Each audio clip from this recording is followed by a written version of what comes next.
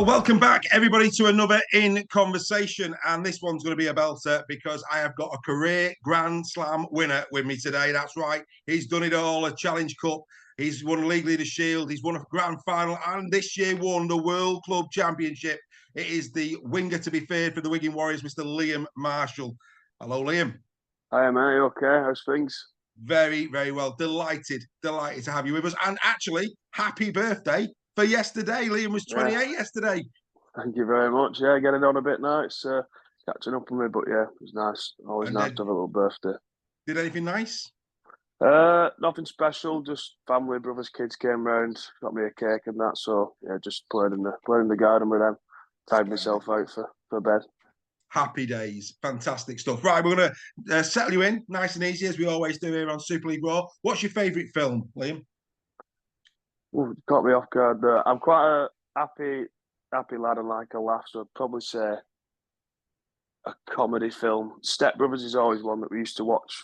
Me and my brothers probably know it front to back, all the words, and still, whatever it is, 10, 15 years old, still quote it to each other now. So that's probably up there. Wonderful stuff. Your favourite song? Red Light Spells Danger by Billy Ocean. Oh, classic. Loving that one. 3 words that best describe you. Loud, energetic and happy. Superb. Right. What are you watching on the telly at the minute? What's your box set? Well, we've just had a baby about 12 weeks ago, me and my wife, Meg. So telly is hard to come by at the minute.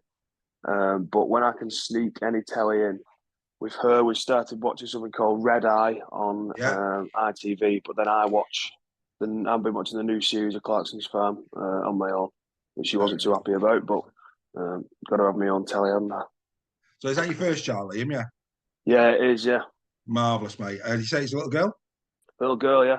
What's her name? Elsie. Beautiful, beautiful. Well, congratulations on fatherhood. Fantastic stuff. Right, mate, you play for the Pie Eaters. We've got to go there. What's your favourite filling? Probably just a straight meat and potato, proper Wigan, just plain as it is. Maybe even have it on a barm cake for a treat. Oh, Wigan kebab! Go on, yeah. You know, you're settling in well there. What's your go-to dance move at a wedding? I like actually getting up having a dance, to be fair. So I had a wedding a few weeks back. Wasn't drinking, but I was in the middle of the dance floor, one of my good friends, and I just get about, get moving really. Just throw as many shapes as you can. No specific move. You wouldn't describe it as a move, but just getting up there, being energetic. Try and grab someone else in, so it's not all about you. Fantastic. Now, of course, your dad dancing. Happy days. Yeah, right. What's your favourite away ground? Probably have a couple, but for different reasons. So atmosphere-wise, I do enjoy playing at Warrington when it's a big game. We've sort of filled the away end. Obviously, it's really tight to the sides of the pitch, and same with St Helens really on a big game. Probably those two, yeah. Just for the atmosphere and for the fans are on top of you really, and you get a bit of stick, but it's usually just a nice bit of it's usually a bit of banter depending on how the result goes. If you lose, then they're all happy, smiling, but then it can get quite personal. I get called bald very regularly from the sidelines, which can't really complain because it's just a fact, isn't it? There's no. They're being observant. But as a winger, that is it. When you get to those tighter grounds, you're there, aren't you? You're right in the firing line as a winger. Yeah, you're the first point of call, really, the first one they can shout at. So I get probably most of the stick on that side. But it's all right. I don't mind it. Just on that point, though, I was there for the Catalan game at the DW Stadium, and the atmosphere was pretty poorly. Now, I know you've got to probably be careful because, you know, in terms of what you say, but does that detract? I mean, I know when you play Saints, then there's a bigger crowd, magic, absolutely magic. But, I mean, it's hard for the fans to generate an atmosphere in a stadium that big. And I know it was Catalan, so they didn't have any away supporters. And you've talked there about the Totally Wicked and Warrington because they're so close to you. As a player at Wigan, you know, what's your thoughts on that? I mean, Do you feel the atmosphere at the DW in those games against the likes of Catalans, etc., or is it like you feel for the supporters because it's really they're doing the best, but they can't quite generate it? Yeah, I think there's probably a couple of factors involved in that. One, obviously, the one big one is it being a Thursday night game Yeah, in term time sort of thing is difficult for people with kids, etc. That's one. And for all that Catalan bring to our game, how much of a quality side they have, the travelling support is never going to be as great as a team based over in the UK, which is another factor. yeah, But I still feel like our fans are good. I think the way the game sort of went, it didn't lend itself to the fans sort of needing to really kick us on. I think first half was a bit scrappy from both teams, and then we sort of pulled away in the second half, and it was more probably for them to enjoy the game as opposed to really fire us up. But when it's when it's a big game or we get a big crowd on at home, when the game sort of drops on a good day, it's a great atmosphere. I remember obviously the World Cup Challenge was an outstanding atmosphere, but the week after, I think we had 15 or 13,000 on against Huddersfield at home, which you wouldn't usually see, and that was a good atmosphere as well for a game like that, especially after what had gone on the week before. So no, it is a big arena, so it's always going to have its downfalls because you're not going to fill it every week. But in the same breath, when it is full, it's bouncing. yeah. It was the first time I'd been taken into your fan zone. I was quite impressed. I have to say, I was impressed with that as well. I believe that's very special when you use that as a walkthrough, isn't it?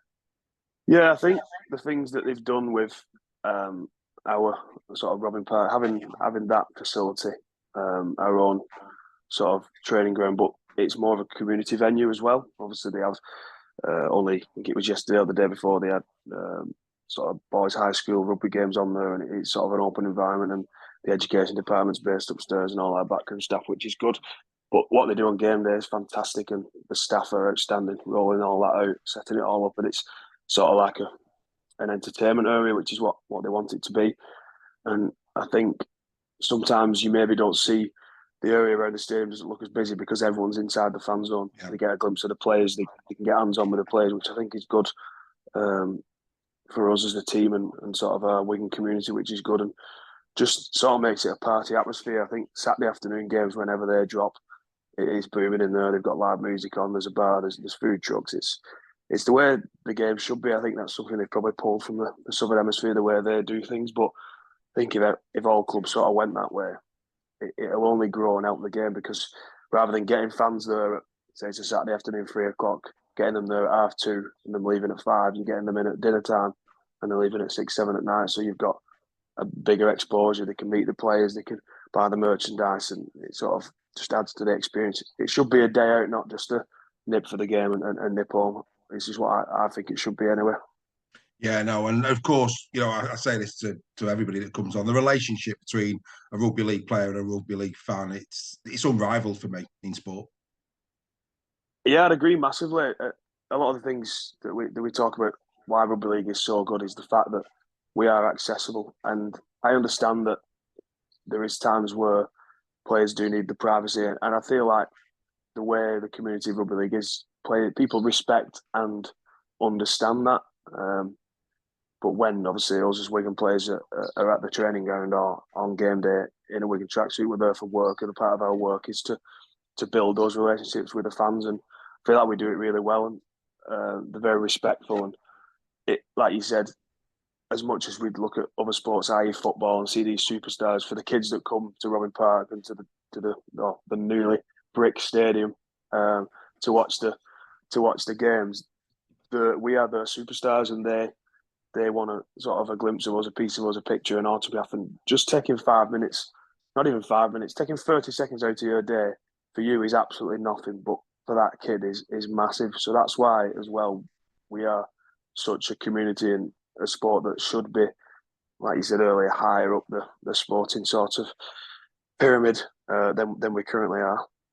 Yeah, and I mean the amount of people I've spoken to in the game where that kid has brought that picture in to a dressing room because the player that was once their hero they are now playing with. I mean that happens in rugby league so often, doesn't it? That your hero for lucky people, they either get coached by them or they play alongside them for a short spell, and that's very magic. So you're inspiring them. That's what you're doing. You're inspiring them to carry on in the rugby league journey, which is fantastic.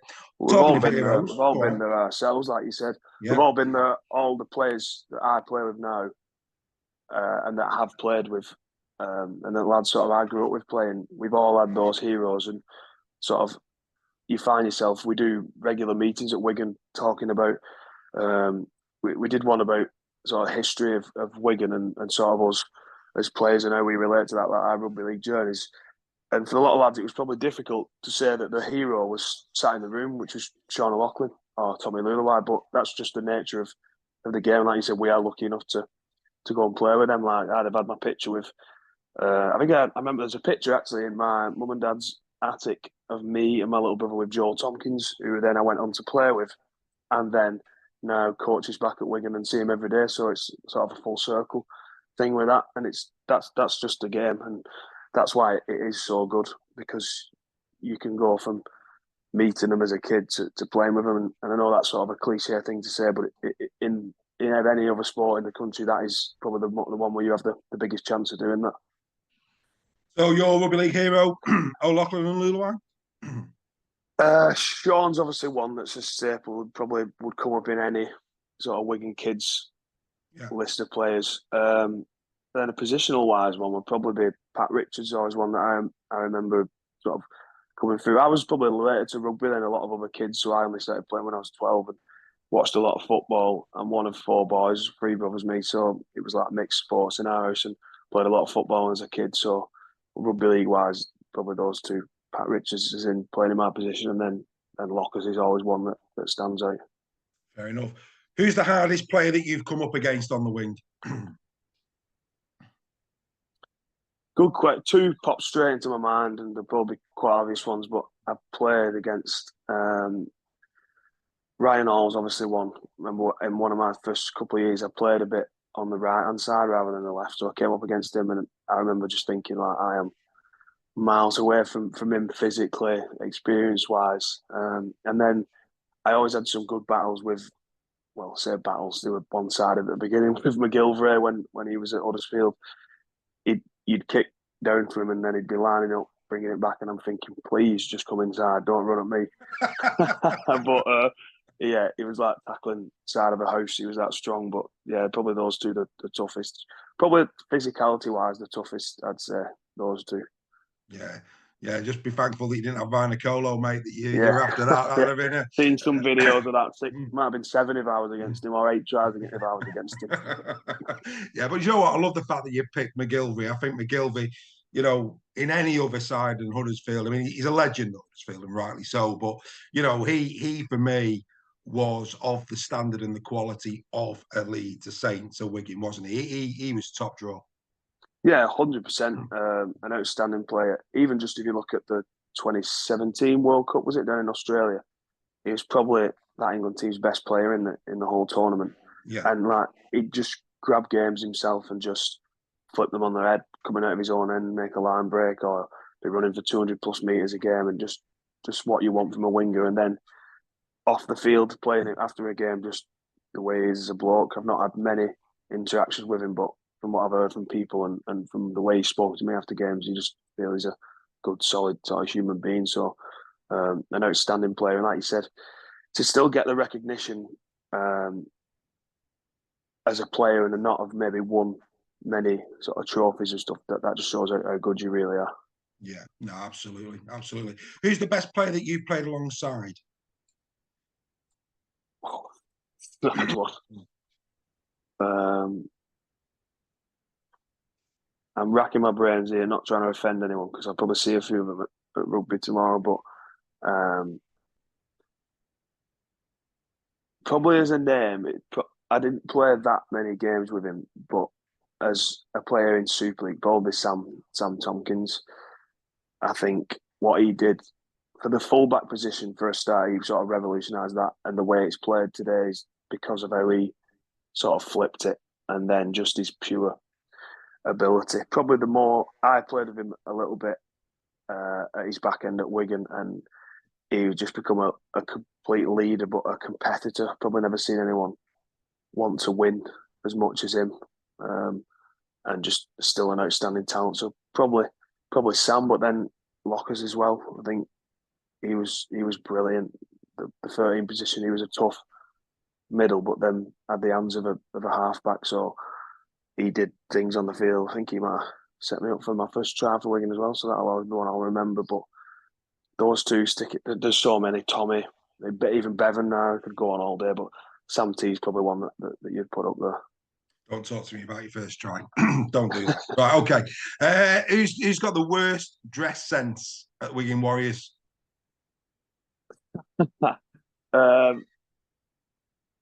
Probably one of the Aussies.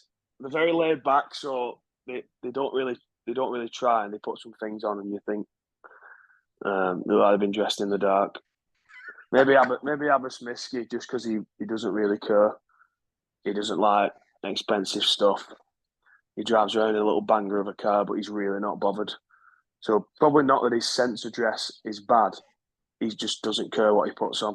So probably Abbas Miski. Whilst you've mentioned him, how delighted were you for him last year? I mean, that's a guy who's had to do an apprenticeship. He's done it the hard way.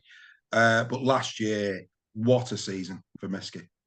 Yeah, I think a testament to Abbas is just how he came into the group, found his feet pretty early, and became like an incredibly likable character without actually playing, and like became a massive part of sort of the team and the morale. And he was in and out of the team, and I think only last year he was out on loan at London earlier in the season, and then to go from playing in the Championship for London to going on to the season he had and sort of winning a grand final and doing what we did, just a testament to him. But he's such a likable lad. That's one of the reasons why I chucked him in his worst dress, because he'll think that's dead funny, because that's the sort of bloke he is.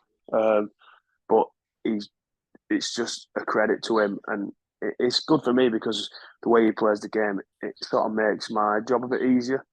Like, I'll take the tough carries and then he'll come off the back of it, or he'll take the tough carries and I'll come off the back of it. So we sort of complement each other quite well. And like I said as well, to ram it home, he's a really nice lad and he fits in the group incredibly well. And he has a laugh, but when it's time to work, he works. And he's a great player. And I think just to see what he did last year it's outstanding. It was also motivated for me to want to beat him in the try scoring tally. Yeah. So bit of a thing we have going on. Is there a wager on it or no? No wager, because as well as being badly dressed, it's tight as cramp. But we just maybe a coffee on it, or just a little bit of friendly banter on it. So fair enough. Who's the biggest joker in the dressing room currently? I'd put myself up there, but apart from me, Harry Smith or Jay Field. Jay's a bit of a prankster. But he's very smart with it, so he does some quite funny things. Like he did one where he'd put protein powder in. So obviously in your car you have your sun visor, and then a lot of the modern cars have the flip up for the mirror. Yeah. He'd put protein powder in the mirror bit, flapped it down, and pushed the visor back up. So one of the lads had got in the car, gone to check something maybe in the teeth or whatever, and then as they've opened it, the protein powder sort of fell on the lap. So that's the sort of stuff he does. That's just a little snippet. But then Harry Smith, just a little typical halfback from Widnes, just buzzing about, loves crack. He's always involved in a laugh, or as we say in Wigan, choving people, winding people up. For those people who don't get Northern humour, crack is joking, by the way. Liam's not saying anything derogatory there about Mr. Smith. I have to say, it doesn't surprise me that Harry's a joker. Is he regretting that tash for his official photo this year? Because that's going to haunt him, surely. No, this might be controversial, but I actually rated the tash and I felt like he should have kept it. It was a bit sus, the look, I agree, but he sort of suited it in a strange way. It was better than his mullet he had, so but yeah, we told him he needs to bring it back. I think even his missus said she liked it, so that was crazy. But no, I think it's because he's not smiling on the picture and he's got this tash. He just looks a bit suspect, like he could be up to something. But no, I don't mind it. Bring back the tash. Then again, if you can control a game like Harry Smith, I suppose it doesn't matter. Yeah. Right, let's get into let's just quickly one word describe these players that you've played alongside in one word, if you can. We'll start with Jai Field. Electric. Yeah, I agree with that. Liam Farrell. Consistent. Yeah. Sam Powell. Tough. Sean O'Loughlin. Leader. Abasmisky. Powerful. Harry Smith. General. Brad O'Neill. Bulldog. Willie Isa. I think I've got 2 for him. He's like calm psychopath. Calm psychopath. And on behalf of everybody that watches these programs, wish Willie well with his injury. George Williams. Maverick. Jake Wardle. Silk. Oh, nice word. Bevan French. Game breaker. Yeah. Box office, isn't he? He is. But he is. You would put him in that category of world class, wouldn't you? He is that. He just like we always laugh at training. So our left edge, it's very patriotic. Is probably the word. You've got Farrell, Smith, Wardle, Marshall, English, Northern, Pale, receding her. That's just how our edge pans together. Is that is that a part of the recruitment process for the left edge? It's sort of, yeah. We refer to ourselves as a bit of the tradesman's edge, like builders, platters, sparkies, and then the right side is Miski, Kieran, French, and then before he got injured, it was obviously Isa, so very southern hemisphere. So we're the opposite of them. We sometimes look over at Bevan and he does things, and you think like, I can't do that. Like I could train for years and I won't be able to do that. It's that acceleration, that sort of, I don't know. It's obviously God given, isn't it? What he has, but no, he's up there, outstanding player. Eyes up rugby, innit? I mean, it's like that game against the Saints of the Totally Wicked, that try. It's just eyes up rugby, innit? We were saying as part of our weekly show, we don't think any other player in Super League could have executed that play the way he did that thing. He can just turn it on, and he maybe sees things that. Well, it might not that he sees things that other people don't. He can just do things that other people can't. So he might see a gap where I'm thinking, I might get my head through there and play this ball quick, and he's thinking I can break through that and go and chip over at fullback and score. So just levels to it. Absolutely. Right, you've got 3 dinner party guests, alive or dead, that you can invite for a dinner party. Who would you want around the table and why? You know, I think we had this conversation quite recently. When we have long bus journeys, we tend to have chats like this, so I should have some answers. First one I'm thinking was sort of a musician. You've got to have a bit of music. I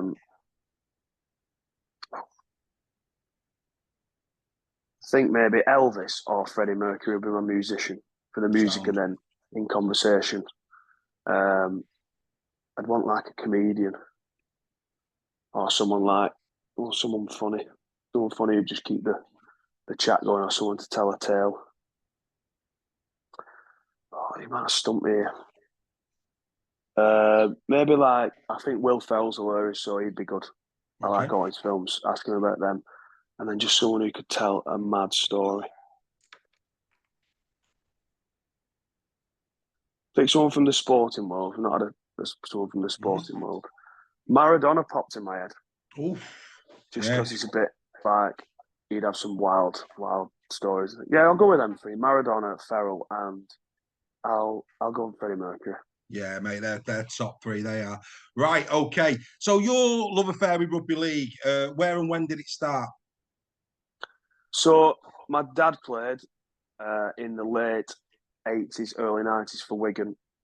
He played about 30, 40 games, and then his career was cut short of injury. So I just missed his career. But obviously growing up, knew about him playing. And then he was pretty good with me in terms of just let me do what I wanted. So in terms of sporting, so I went and played football. My older brother always played rugby, but I played football. And then I probably played my first game of actual rugby at high school for the school team. Sort of trialled out for every team possible and played for the high school team. And then I think in my second year at high school, a couple of the lads who I went on to play with at Wigan Academy, Nick Gregson and Jake Shorrocks, who are my really good pals still to this day, they sort of said, like, you need to come down and play for our local team. So I was like, yeah, I'm not sure I like my football, but and then they paid me £5 each. It was like a bit of a transfer fee. At the time was a lot of money, £10. Did you give them back when you became pro? No, I bought them a few pounds, but no. Yeah. So I went down and played a year at Shevington Sharks, and then the team folded. So then the rules at amateur rugby for transferring are harder than it is a professional game. So I think only one player can move to one team within a time period. So I wasn't one of those players. So I went and played football again for 6 months. And then at 13, I think, went to Wigan St Pat's. And then that was it. Played at Pat's till under 18. Played a couple of first team games before I signed at Wigan. Yeah, I mean that's a name that if you live in the northwest of England and you played amateur rugby, Wigan St Pat's, St Jude's is another one. Tato Heath, they were the days. Woolston, Latchford Albion.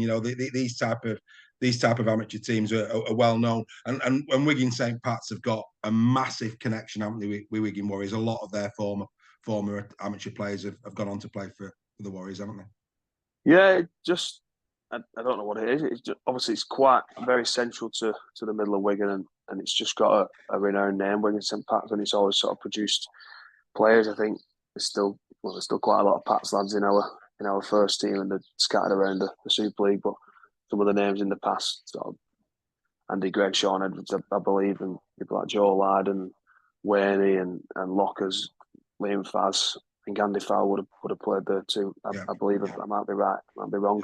But yeah, they just seem to have a history of producing players. And you go up in the clubhouse and there's so many shirts of probably lads I've forgot as well who played there. And just a good name and a good pedigree of producing players.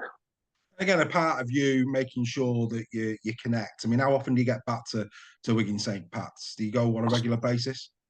I'll try and get down when I can, yeah.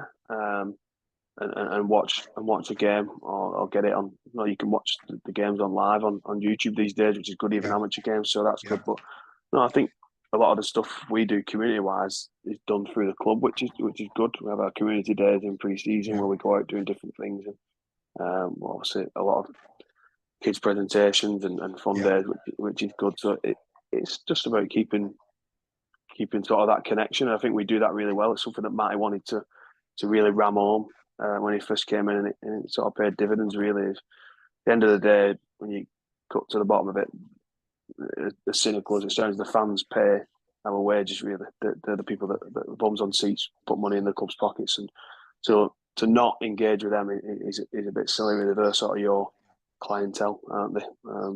Which they're not. That's the incorrect word, but in business terms, that's what they are. But the more than that, it's sort of a rugby family, and it's the same with every club, isn't it? So got to look after your own. One of the things that, and again, forgive me if I'm wrong, my understanding was that Warrington were the first team to do heritage numbers on the shirts, and that spread like wildfire. One of the things that I'm really impressed with at Wigan is that when your names come up before the game and on the screen, underneath your name is your amateur side. Now, I think that's a lovely touch. That's, because it just goes to show that Rugby League goes a lot deeper than the town team, doesn't it? Yeah, it definitely does. I think obviously everyone has their own story and their own journey, and it's a nice thing to see for kids coming through. So I know a lot of kids, especially when you see the amateur teams turn up at the games, they'll ask you straight away, "Who did you play for? Did you play for them?" And you have a bit of like banter with them with regards to, like, if they're St Jude's and I'm St Pat's, it's like, "Oh, you don't play for Jude's, do you? Or you don't play for Innsrose Bridge," sort of thing. So, but it's good for the kids to see. You can sort of think, "Oh." Like, so if a name pops up, Liam Farrell on the screen, Wigan St Pat's, kid watching that at home might think, well, I've been to training tonight. That would have been him 10, 15 years ago, whatever it is, down at Wigan St Pat's training. So as much as it raises that profile of the community clubs, it's also a big motivator for the kids to sort of think that I can go on and do the same. It just reinforces that they're on a journey. And let's be fair, you know, in the hotbeds of rugby league, these kids have got a far better chance if they've got the talent to become a professional rugby league player than they have a footballer. You know, the law of averages and the odds would suggest that. Yeah, and I think it's like you said. That's exactly the point I was gonna make next. Is that it doesn't happen in football. Well, one, because there's so many different amateur football clubs knocking around, even in the town of Wigan, for example, or in your local town. But it's not something that you probably sort of lose connection because they're attached to a professional club from being 6, 7 years of age sometimes. Whereas, like you said, law of averages and the fact that more people can make it in the professional game in rugby than you'd get sort of one in a whatever it is out of 100 will make it in football in rugby compared to whatever it is in football. And it just that community feel as well is a big thing. I think we all like to be associated to our amateur clubs. We've had times in the past we've had sort of amateur club day, and that was a really sort of fun day. We all came in our amateur clubs, and even the lads from Australia had managed to get shirts sent over of the amateur clubs, and then it sort of spent probably the first 20 minutes of training having a chat with whoever you was next doing the warm up. Like, oh, what team's that? And then it'd be like, oh, I play for this team. They're from there, blah blah, which is it's cool. And then your amateur team tells a story, really, doesn't it? Of who you are and where you come from. Yeah, absolutely, absolutely. And like I say, community. It's an extension of your own family, and it teaches you so much, doesn't it, as a young player, in terms of life skills as well, doesn't it? Yeah, it definitely does. Like I said, the friends that you make. That's what I say to sort of kids when they're playing or get asked for any advice. It's just go and enjoy it at first. Like you've got so many years down the line for it to become a job or it to become stressful or it to become sort of something that you really need to hone in on. Like the first few years of playing amateur sport in any sport should just be enjoying it, having fun, making friends. That like lads who I played with at amateur now still pals with today. And that stood the test of time, whether they're playing professional rugby themselves or whether they're working on a building site in an office. Like the bonds you make there will sort of carry through. It doesn't just mean friends that pay transfer fees either. That's everybody in it, Liam. Yeah, definitely kept them. Them ones are definitely kept on side. Yeah, they're the loyalist sponsors. Top man. Right, your debut, 2017. Actually, before we get to your debut, Wigan Warriors. How did who found you? How did it come about that you got signed by Wigan? It's quite a long-winded tale. If you want me to go into the full, give us high level. Give us high level. Yeah, so I played in a very successful Wigan St Pat's team, as I've just mentioned. We won National Cup 14-16s. Oliver Gilder was my centre. Nick Gregson went on to play Super League. Jake Sorrocks plays at Toulouse now. Joe Breverton, Toulouse. Probably a lot of other players who played. I could probably name the old team, but I will not bore you with that. So they was all probably signed at scholarships at 15, 16. I wasn't. So as I finished school, I just went and played in the under-18s at Pat's and played a couple of first team games and was picked for the Barla representative team. And we were playing a game against Wales, like a Wales under-16s. And Jack Roden, who's a well-renowned scout at Wigan, still is to this day, he saw me at the game and I got invited down for a trial with the academy. Luckily enough, got a 1-year contract with the academy. Played, so that would have been it was under 19s at the time, so that was my second year of free. Played for that year. Matty was the coach. Matty Pete was the academy coach. Told at the end of about 5 weeks from the end of the season that I wouldn't be needed next year. So I played on. Played pretty well, to be fair. Won a grand final, and then they came back to me and said, "Oh, we'd like to keep you again for a third year." So changed the mind, and then played that full year. And at the end of the third year was sort of when you'd be told whether you'd be going sort of full time or you'd be released. So fully expected to be released. Was told I was going to be released. So that would have been sort of just into the big wide world looking for a job. Yeah. And I'd found a job. I went working.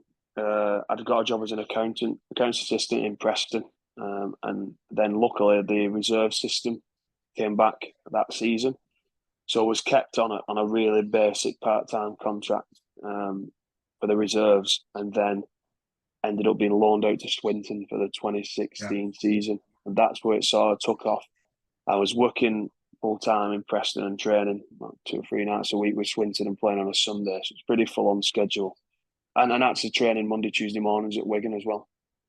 So a Tuesday would be the long day, would be 6, 7 o'clock at training ground with Wigan, do some extra fitness and weights, shower into my shirt and pants, drive from Wigan to Preston, work, leave early from work to get over to Swinton to train, and then get home at 9, 10 at night. And then I think it was about September time, I got a phone call from my agent, and he just said, Wigan want to take you full time, which I was shocked with, to be fair, like really didn't see it coming. And at that point, I would just sort of thought, right, well, I'll quit the job and I'll give it like one last crack, chuck all my eggs in this basket and have a go at it. So that was sort of 2016 going into the 2017 season. I was probably nowhere near as fit as I needed to be, and nowhere near as strong or physical as I needed to be at the beginning of that pre-season. But gave it a good go, and a lot of things. So quite a few dropped into place, injuries and all sorts, and then got into the team. I think I played about 20 odd games that season, and then it all just kicked on from there. But there was times in that, I remember thinking like, I don't really want to play rugby, especially around that end of academy time when I thought, well, I'm not going to make it first team. That playing first team at Wigan was never something that I thought was going to happen. So I thought, well, I may as well just get a proper job and look into that career. So there was definitely moments where I considered quitting, but obviously, luckily I didn't. Well, hey, look at what you'd have missed out on if you'd have done that. And to be fair, let's put into context here. Swinton Lions, you scored 20 tries that season in 22 games, I believe. Which, let's be fair, and in that, I think you scored 4 against Halifax, and I think you got a hat trick in another game. I can't remember which one that one was. Yeah, Sheffield. Was it Sheffield? It was the day after my brother's wedding. Fab. So you're on the orange juice that day, then, yeah. I actually was, yeah. It was so I was thinking, looking at the pictures, like, oh, right, my brother's wedding, I'll sort of just have to take it easy. And then when we woke up and I slept in the car, my dad drove us over, met the lads there, and we ended up winning. I scored 3. So but yes, the year at Swinton was great for me. And at the time, I was just sort of taking it as it was and just playing my rugby. And I sort of probably was sort of thinking like, oh, we're going to just shove me out here, like this is a bit rubbish. But I'd still obviously turned up on a Sunday to play, and like when I look back now, it's probably very formative in what I've gone on to do. But when you're young, I think I was 18, 19, probably a bit more naive, and was sort of just looking at it as a bit of a punishment rather than sort of a growing experience, which is definitely what it turned out to be. Yeah, I think every pro that has come on thus far have said very, very similar that, when they were loaned out, and most players aren't they, at some point in their career, it was the making of them. It's where they really learned what it was going to take, and they flourished from there. 2017, obviously, was the year that you made your debut. You played the then Lee Centurions. Didn't score that day. You saved that for the game after my Warrington Wolves, where you scored 4. Thanks for that, Liam. Really kind of you. So yeah, go back to that game then. Warrington Wolves. I think it was away as well. It was the Halliwell Jones, I think. 4 tries, debut, man of the match. Doesn't get any better than that, does it? No, I think it was a bit of a dream come true, really. I remember being really, really nervous. Like, obviously, it was the year before, it was grand final teams playing against each other. Yeah. I was very young. We had quite a few injuries and stuff, and I remember just sort of thinking like, "Whoa, I'm way out my depth here." Like Warrington away, this is second game is a big one, and I'd not had the best of games in my first game. It played Lee. I think we won. It was like 20 odd nil. It was just a low scoring game, and it had been wet through, and I dropped a couple of balls, and I was thinking, oh, please don't make any mistakes tonight. This is a big one, and one of my first touches was a try, and then it just sort of went from there. To score 4 away at Warrington and get man of the match. It was the first one on Sky as well. Was just a great experience. Something I always look back on and think is one of my favourite games. Yeah, one for the family, that wasn't it? Definitely, yeah. It was. They was all very proud.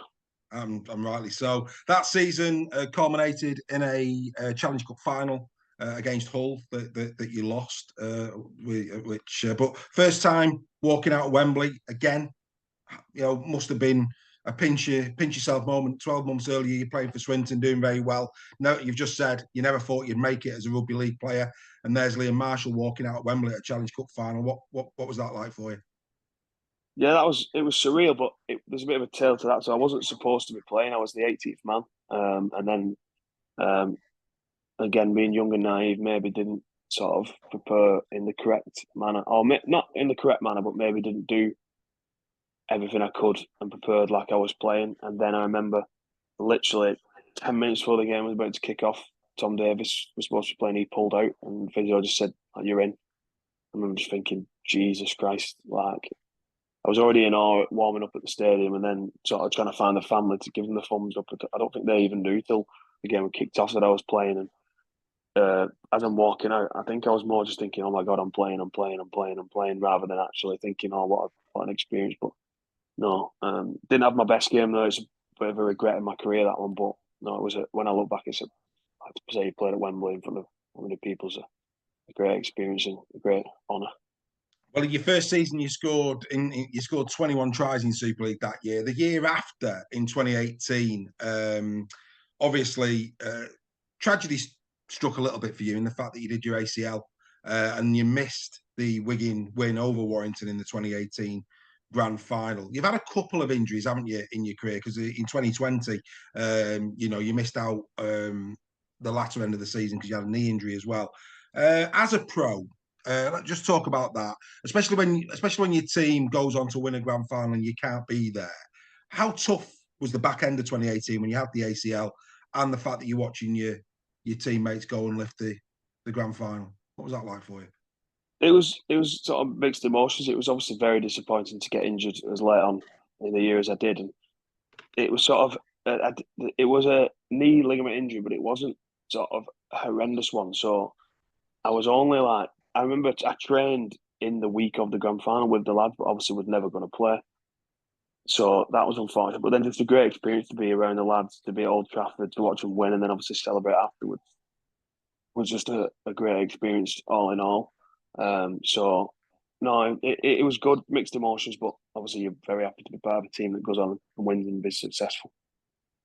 And did you still? I mean, obviously you didn't play in the grand final. Just for our clarity, I've never asked this actually. Do you still get a ring for your season, even though you didn't play? Yeah, there was, I think, a couple of extra rings. Right. Chris Rads passed them out to sort of the lads who was injured or weren't playing. So there was about 5 or 6 of us got the courtesy ring.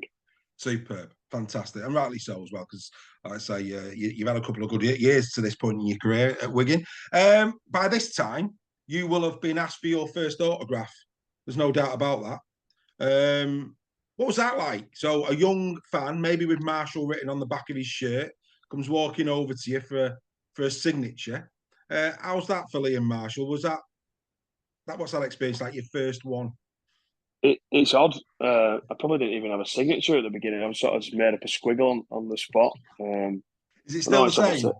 Yeah, it is the same one from when I started. Yeah, but it's not changed. I've just sort of mastered it. Just sort of got the knack of it. But yeah, it's a weird one. You're sort of thinking, why does a fan want my squiggle on the paper? But when you think about it a bit more in depth, it's a nice thing, and it's obviously it's like an honour and a privilege that they would take their time out of their day to come and ask you for an autograph, and then it's sort of a prized possession for them. So it's a weird one, but it's obviously very, very humbling thing. Absolutely. Just think how many photographs there are Liam Marshall dotted about in Wigan with fans. You know what I mean? Must be nice to think about things like that. Right. 2019 was the year that Salford just were incredible. It has to be said, and of course broke your hearts in convincing fashion. 28-4, the semi-final that year for the grand final. What was that? I mean, they were outstanding that year, it has to be said. But for Wigan Warriors to lose 28-4 in a semi-final, that's just not what that club expects or, go for it. What was that like for you? It was, I felt like we were just stumbling all that year. We'd been in and out of form. Probably not really played any good rugby.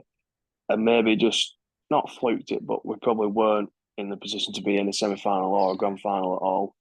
we'd played in the sort of, is it they call it the preliminary final? I think they call it, where Saints got straight to, and we got absolutely steamrolled by St Helens, and I think that knocked us a lot. And then when we played Salford, I think it was just not even a step too far. I think we'd been waiting for a game like that to sort of get beat. It was just a disappointing end to a season. Salford fully deserved to be where they were. They hit the fall at the right time. We sort of stumbled all year, like I said, and 2024 was obviously disappointing in a home semi, but it was probably the position where we was at as a team and a club at that point. Yeah. Yeah. So look, we're going to get to more happier times now. But before we do, I mean, you've had some big coaches. I mean, Sean Wayne. Now, when we had Chris Hill on, of course, Chris has played for Sean at international level. He said that he wished he had Sean earlier in his career, because he said he thinks he'd have improved his game had he have had Sean earlier in his career. So, Sean Wayne as a coach, how valuable was that time that you had with him? It was really good. I think he sort of, with the younger lads, especially because I had him for 2017, 2018 before he left, and obviously he was the coach while I was in the academy. He sort of instilled that bit of fear in you, but that sort of made you want to be more disciplined, be a better player, work harder, and I think that's probably what he instilled in me, is that hard work, and always wanting to improve. It's something he always talks about, and being better. So I got 2 years under him, which is good, and obviously had a few glimpses with him at England, but he's the same as he was when I was young. It's just that sort of doing that little bit extra, doing those 1% things to the best that you can. That's what sort of makes you a better player. I think the one thing I'd definitely take out was that hard working and humility. Yeah, fair enough. Fair enough. And then, of course, you had the Adrian Lamb time. Now, at the time, you were given a few pelters, weren't you? Because the brand of rugby during that time, I mean, some commentators were calling it dull in terms of the way Wigan were playing. That was going to change dramatically a couple of years later. But obviously, that was the year where, the cruelty of the grand final against St Helens as well, to 2020, that wasn't it? You were missing from that one, of course. I mean, for the sake of a fluke, let's call it that, it's a 1 in a million try for Jack Wellesby. It's the way it is. You could have been grand final winners again there. But Lamb has gone on to great things, hasn't he, at Lee? Great things. From what you remember of those times with Adrian Lamb, how impressed have you been with what he's done at the Lee Leopards? Yeah, I think he's done really well at Lee, and he was always a good coach. Wigan, I think he was in 2019, 2020, and 2021. And if you look at 2019, we had quite a few injuries. Some of our big players got injured. But the rugby we were playing in the first few rounds of 2020 before COVID was quite expansive and quite good rugby. And as I mentioned before about us stumbling in 2019, that's what it felt like. We felt a bit clunky, whereas I think things sort of clicked in 2020, and then the COVID sort of hit. And I think we came back very fit as a team. I know a lot of lads were running. We sort of held each other accountable away from the rugby, which was good. And then we just sort of kicked on. And no, Lammy's a great coach, and you can see with the way his League team played last year, especially, like he wants to promote the ball, but he's got a big emphasis on defence as well. So he's a quality coach, and it doesn't surprise me that he is doing well. I think the same in 2020, we like you said, the fluke and the Wellesby incident is like I said, 1 in a million. But 2021 was very similar with injuries and didn't have his full team on the pitch, and it just looked clunky, and it just sort of fizzled out, didn't it, for him in the end? Losing a playoff game against Leeds. I think it finished maybe 8-2, and just wasn't what he probably wanted to be about. And he probably maybe look back and be slightly disappointed, but he won Coach of the Year, he won League Leaders, and he maybe should have won a grand final. So, no, massive respect to how Lammy was as a coach, and obviously wishing him well at Lee and what he continues to do. So, no, not a really bad word to say about him. Just maybe some things didn't quite line up with him for him. And then obviously, Matt Peat is promoted through, which, a player like yourself who, had dealings with Matt earlier in your career, internally to see a Matt Peat come up, obviously Sean O'Loughlin, Thomas Leuluai come into the coaching setup. Of course, Lee Breers was in there for 2022. The whole ethos of that club just seemed to change. The style, the brand of the rugby that you were playing, helps the fact that you've got players on the field. I get that. But all of a sudden, Wigan had, for me, their old identity back, if that makes sense. Yeah, I think literally from obviously knowing Matty a long time, his coaching has probably changed since he was in the academy. I think you always have to be a different coach in the academy to what you are as first team. In the academy, he was a bit not strict, the incorrect word, but a bit more ruthless with the lads. But then you're trying to find the lads that are going to make it, the lads that can stand it at first team.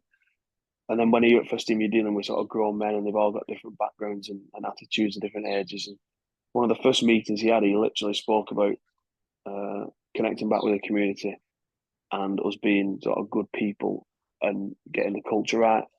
Before rugby, that was before rugby. He said, that's just what I want my team to be about. And everyone bought in, and I think that helped. Obviously, some of the signings and the way players kicked on, that's obviously a massive plus. But the start of that and what he instilled in us from the beginning is still stuff we talk about now. And Lee Breeze was sort of instrumental in that 2022 season, and so was Lockers, and we were sad to see him go. But then the way Tommy's come in, brought his own stance on it, has really helped too. So a coaching staff rather than sort of a head coach, but Matty at the sort of forefront of it, and what he does with us off the field is probably as important as what he does with us on the field. Yeah, I mean, he comes across very, very. Never met him. Look, hopefully, I will at some point.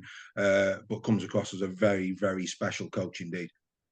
Yeah, he is a very good people person. I think that's why he gets a lot of respect from the players, and why he gets people on board so quickly is how he approaches things, the way he goes above and beyond off the field when lads first arrive, or him and his wife especially do things. Bad people in for food at his home, or take people out when they first arrive and make sure the families are settled. And as much as we're rugby players and we're seen as these big sort of brutes, well, some of us are, not me, some of these big brutes and lads who are tough, a big part of your rugby life is your family being all right. And that is even more so for lads who are travelling thousands of miles across the world, being plonked in little old Wigan and expected to just turn it on.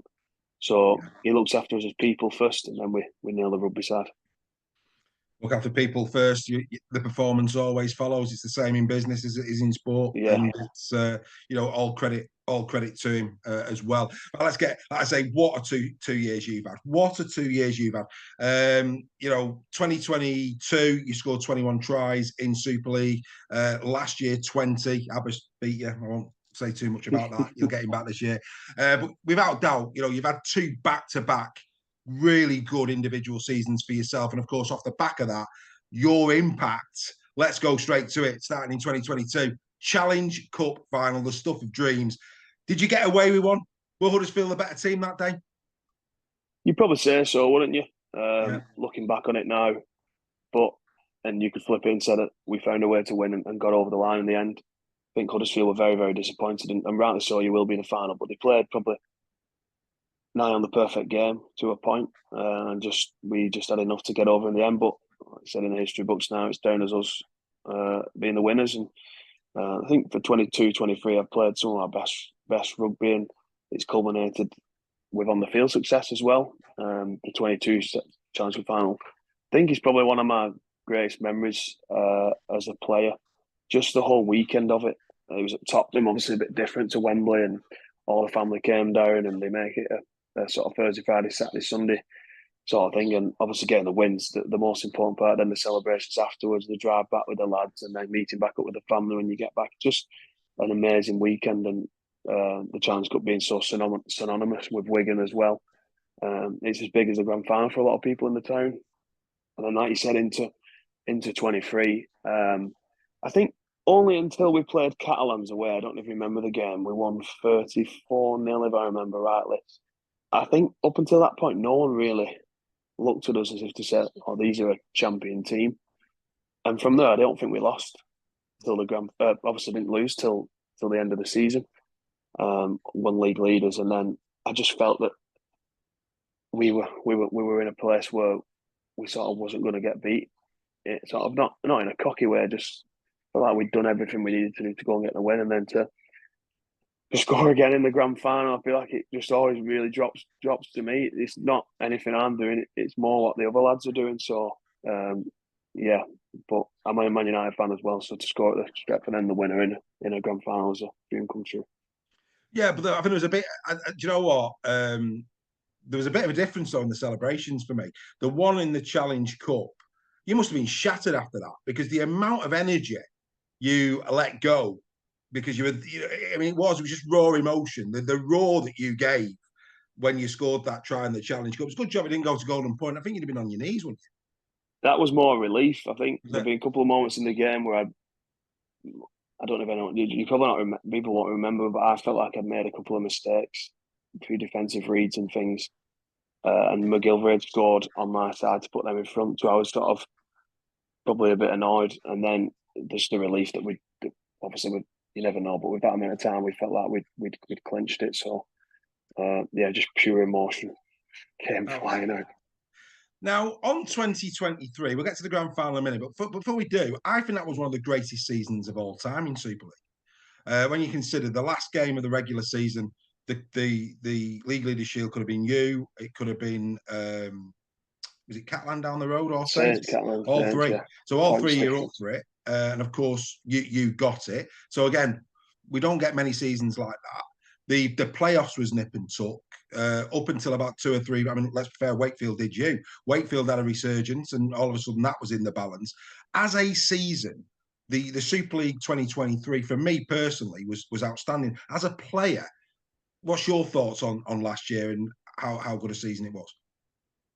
It was good, and I think the testament to it being a good season, the simplest way of looking at it is like you said on the final sort of 3 or 4 weeks. There was top position to be played for. Relegation obviously was still in fact, and Wakefield were pushing Castleford, and then the playoffs wasn't cemented. So there's almost 3 little mini competitions going on in one sort of league ladder. And I think, like you said, if you looked at some of the results, teams were beating teams that maybe you wouldn't have said so, and the competition had seemed like the gaps between the top teams and maybe the lesser teams had sort of closed. So as a whole and as a spectacle, it was really good, and there was some very exciting games, and I think it felt like we'd sort of got out of that one. That Saints had been very dominant for 4 years, and it felt like the tides had maybe changed, sort of thing. And I think that's what probably sparked people's interest as well. So no, it was a great year, and obviously we'll always look back at it and think, oh, it was the year we won the grand final, so we'll always remember it as a good year. And you on the field as well, so it's very special, isn't it? You know that was your first one, wasn't it? Yeah, it was. Obviously been around the 2018 one, but my first one as an actual player to play in a final and to be on the field and to win one was good. And obviously it was, I think that was my 7th year at full time and the first time I'd played in a grand final, so it felt like a lot of hard work had gone into that, and to manage to go there and play and obviously to win is just surreal. But it sort of leaves you itching and wanting for more. Absolutely. And when you walk out at OT with all the flamethrowers and this, that, the other, I would say hairs on the back of your neck and stand up, but you haven't got many of them. So, They're all shaved down. So go on. So what was that like? You know, United fan, but you're walking out and all those flamethrowers and the atmosphere. I mean, I was in the stadium that night. It must be special. Yeah, it's crazy. As you walk out Old Trafford, you just see the big stand in front of you, and you're like, "Geez, like that is massive." And then I think, as much as it's loud, you sort of, in a weird way, it's sort of zoned out because you're sort of thinking like the games with the kickoff soon. I just sort of tried to look at the man in front of me, walk out, do what we need to do, find the family, and then switch on. But like looking back now, even when I see videos of it, you're like, that was an atmosphere, like what an occasion, what a stadium, and like a boyhood dream for me being a Man United fan. Like I said, to play there was one I definitely ticked off the bucket list. Now we've said obviously the last 2 seasons you've scored, a really good return of tries, and of course that coincides with Jake Wardle coming to the club. The combination that you've got alongside Farrell as well on that side, Smith. I take it as a winger, you're very mindful of the fact that the work that goes on your inside to give you the opportunity to score those tries. A little shout out to your left edge. Yeah, they always get a shout from me, Wardle, Baz, Harry, and then obviously Jay at the back. Just, I think as a winger, you get a lot of the plaudits because you're that last man, you're the last pass usually before the try. To have classy players like that inside me is a privilege every week, and I'm under no illusions that they make my job easier and they probably just make me look better. And I'm always grateful for that. So I'll never stop thanking them for their assists and for the passes. And yeah, I do things that help them, but I'd say it's very weighted. It's probably more they do things to help me. Well, you say that, Liam. I think, the modern day winger, the amount of work you do out of backfield, like you say, you do a lot of work for them as well. I think the modern day winger for me, yes, there's the show he tries, but some of the hits that you take, from the back fence, as it were, there's no shirking that, is there? No, it's just the way the sort of game's evolved, and it's just part of a role that you've had to grow into. And I feel like I've adapted pretty well, but there's always room for improvement. But yeah, just the way the game is, and now we go more set for set, and the forwards are probably more defense focused than offense, and we've got to do those tough yards. But when you've got a partner like Abbas on the other wing, we can sort of share the load and get through it together. So it's enjoyable. It gets you more involved in the game. You're not just stood out there waiting for a pass. So no, I do quite like it. No, absolutely. Very briefly, then the grand final. Personally, I thought Catalan edged the first half. If I'm being perfectly honest with you, I thought they were really in the grind. They had a good effort. Obviously, Kieran got his yellow. They had a couple of yellows on the day. I think Davis got yellow as well, didn't he, in the game? But I thought first half they were good. But second half, we've spoke briefly about him earlier on. I thought Harry Smith second half control that game majestically.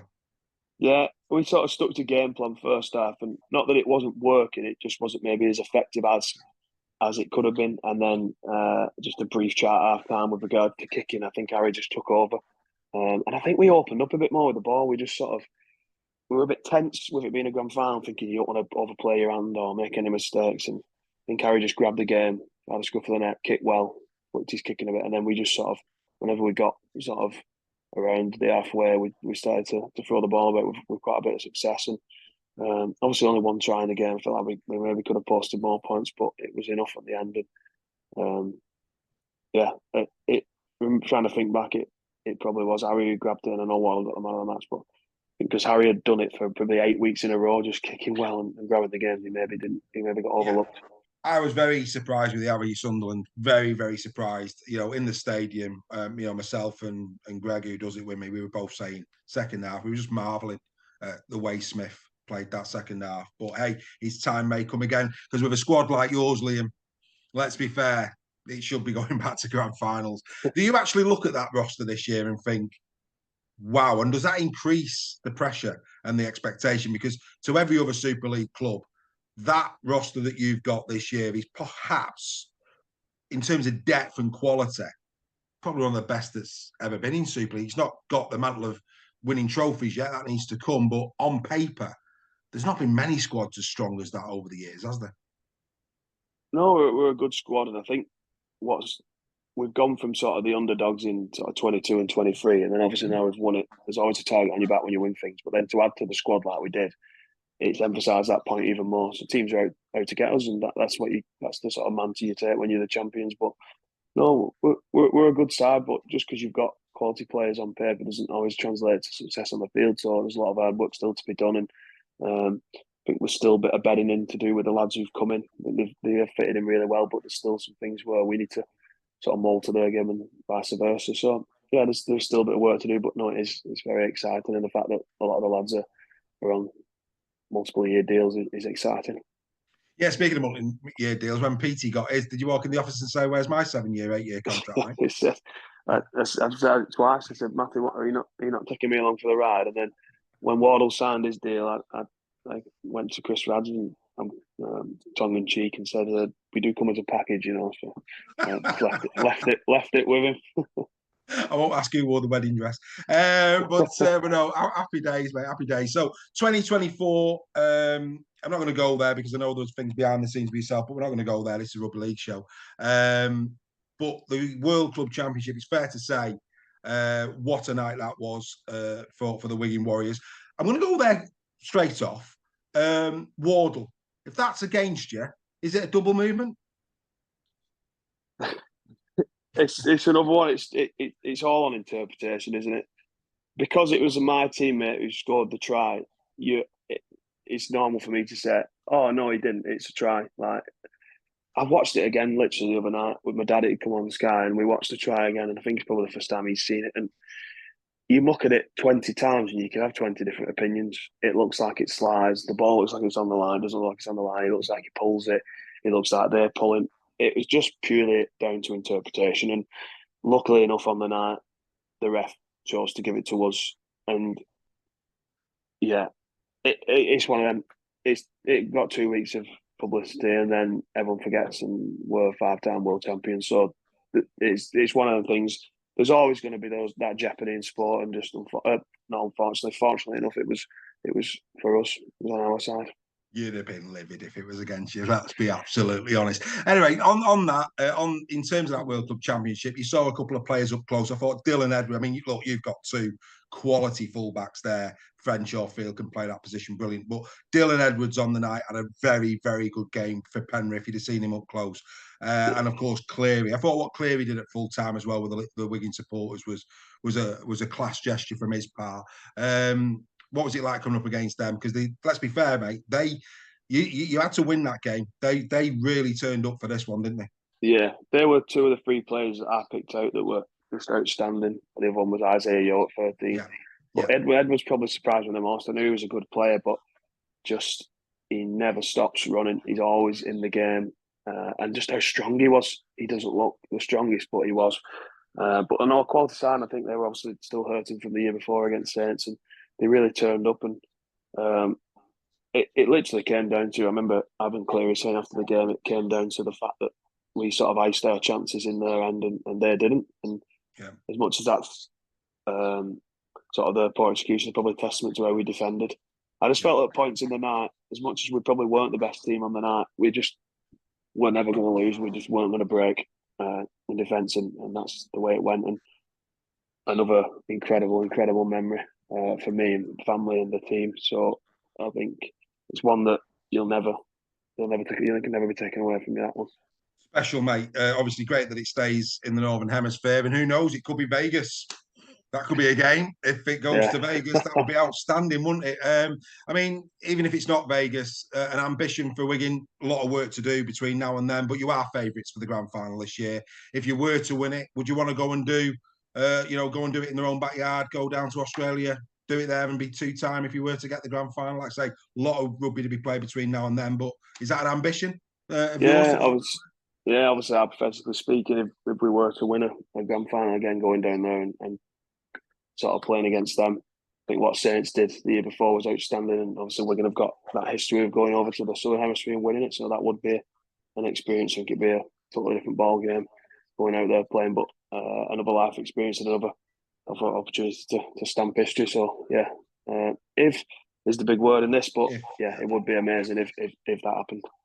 Absolutely, mate. And one of the things that I really liked about that, and again, the eagle-eyed, like I say, we're not going there, but I know for you that was a pretty difficult few weeks in your personal life. There was a lovely moment at the end of that game where you're all there as a team celebrating. I think Matt Peet sat next to you, and he just gives you a little tap on your leg, and he says something in your ear.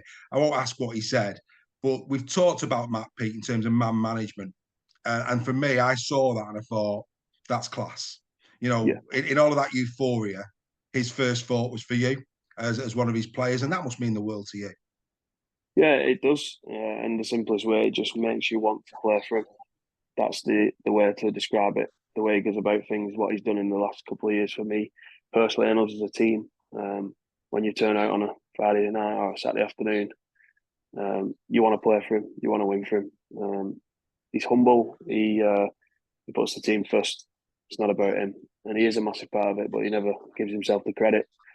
But it just makes the lads want to play for him, and me especially. I think couldn't have asked for, we've not touched into it, but couldn't have asked for a better bloke in the last few months for me personally. So a great man, first of all, and also a great coach. Yeah, there's a lovely moment in the changing room at Old Trafford where I think it was Liam Farrell who spoke on behalf of the squad where Matt Peet was concerned. That went out on social media. I thought that was spot on. And again, another classy man, Liam Farrell, arguably one of the best second rowers the competition has seen since its formation in '96. Right, okay, Liam, we could carry on talking, mate. I honestly loved every minute. For you personally, delighted. A bit gutted you didn't do the hat trick. You know, I have to say there was a cheeky tenner put on Liam Marshall scoring the winning try in the. I mean, if fairy tales came true, you would have got the hat trick, and it would have been three. Might have just left my boots on the centre circle at Old Trafford and called it a day. But no, I wouldn't have said it before. I was thinking it can't happen again. It can't happen again. But no, we in the World Cup challenge. But yeah, no, it was the last thought on my mind when May was burrowing in the corner thinking he'd scored the winner. But yeah, what a couple of years. No, mate, and fully deserved, mate. Fully deserved. Right, we're going to go out with the 1 to 13. Liam is going to pick his all-time 1 to 13, the players that he's played with. He is captain. He's going to get imposter syndrome. He's captain. He's number 5. That's it. Done. we know who the winger is. He's got to lead this team out. So, who are you having as your fullback? Sam Tompkins.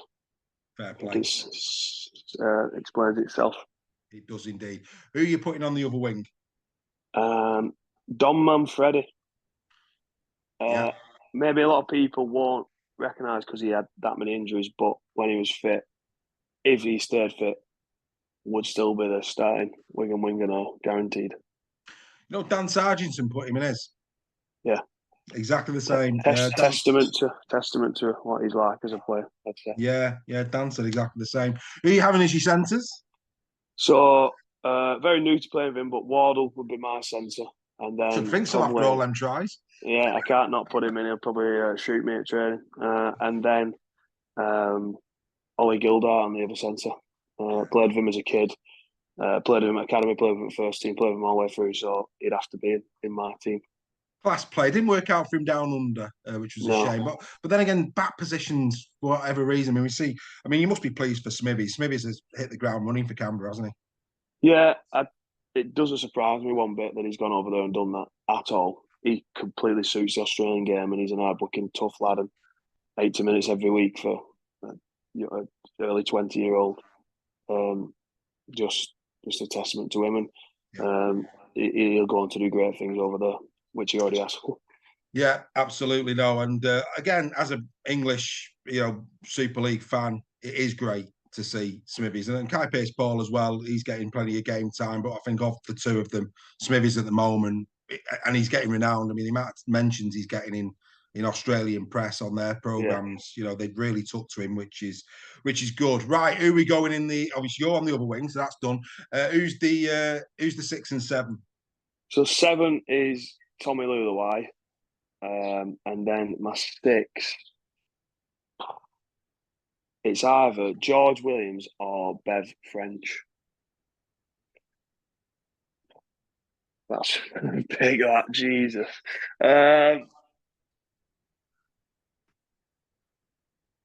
Dick. 7 in there. Well, you have to. You're getting on a bus with him tomorrow. Bevan and Tommy.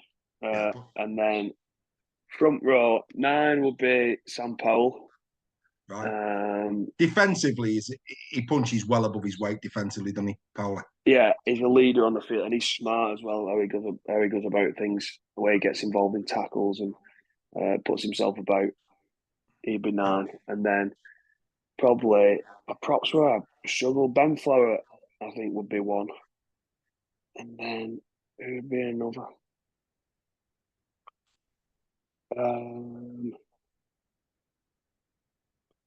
Come back to these because I know the back rows would be Farrell, Bateman, and O'Loughlin, and then the other prop is where I'm really, really struggling.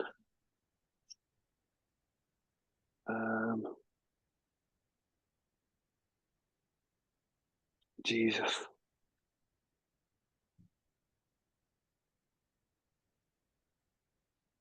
I'm stumped here. I really don't have an answer. Let me have a think. I might have to get back to you on this. I might have to message you after this and give it you because I can't think of it. I'd say if he carries on playing the way he does, I think Luke Thompson has really settled in. Yeah, put Luke Thompson down. Yeah, put Luke Thompson down because he's done things before as well. Yeah, that's a good shout, Luke Thompson.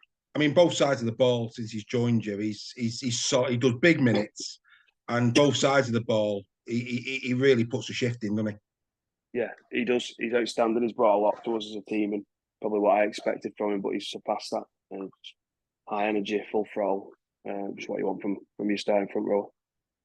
Yeah, and again, you know, we're having a bit of a laugh with our Wigan followers at the moment because we're saying that the next departure from Wigan to the NRL will be Junior Nsemba at some point, probably not for a couple of years. Last year there was this big who's better, Delaney and Nsemba, and I said I saw far more in Junior Nsemba. I think the man has got a massive future in the game. How impressive is the young man on a day-to-day basis? Well, just for one, physically to look at and him in the gym and sort of training, he's outstanding. But just his willingness to learn, he wants to get better. Very humble lad. He asks a lot of questions because he wants to get better and he wants to improve, and that's a testament to him. So I think he'll be great for us in the future, as he is already. And it's frightening that he's still only so young and he's still got a lot of time to get better and sort of learn that role position. Yeah, I mean, rugby. I mean, obviously, you guys won't want to see him do it, but you know, rugby people know rugby players when they see him, and if the likes of Bateman, Smithies, and these types are going to be looked at by the NRL if he carries on his development. I mean, I saw him firsthand for the first time actually this season against Catalan when I was there the other week, and I thought he was outstanding. I mean, some of his defence, some of his carries. I mean, and as you say, at that age, wow, just simply wow.